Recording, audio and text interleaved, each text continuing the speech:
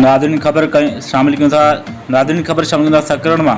जीअं सिंध महाज तरफ़ां सकरण press club हाल में 21वीं सदी में क़ौमी तारीख़ खे दरपेश चैलेंज जी मौज़ू ते लेक्चर प्रोग्राम मुनक़द कयो वियो। इन मौक़े ते जस्कम जे मरकज़ी चेयरमैन अब्दुल ख़ालिक जोणी जो चयो त पाकिस्तान गुड़ क़ौमी मुल्क आहे। पाकिस्तान कंहिं हिकु क़ौम जो मुल्क न आहे। हितां जा जेकी दानिश्वर पाकिस्तान खे क़ौमी रियासत सॾनि था उहे सिंध जा इनकारी आहिनि। जदीद क़ौम परस्ती हालात मुताबिक़ जनम वरितो ऐं जदीद क़ौम परस्तीअ जो बुनियादु जागीरदारी, सरमाएदारी ऐं साम्राजियत ख़िलाफ़ ऐं सेकुलरिज़म ते आहे। जदीद क़ौम परस्ती वतन उनजी सरहदनि, ॿोली, तहज़ीब ऐं सक़ाफ़त ते मुश्तमिल हूंदी आहे।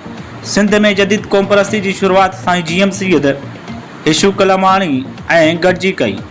जॾहिं त इहे ई क़ौमूं जेकी पंहिंजे वजूद में हज़ारनि सालनि खां मौजूदु हुयूं। सिंध जे पस मंज़र में जेका ॻाल्हि आहे इहा त सिंध जी तारीख़ खे ग़लति पढ़ायो वियो ऐं मनसूख़ कयो वञे थो।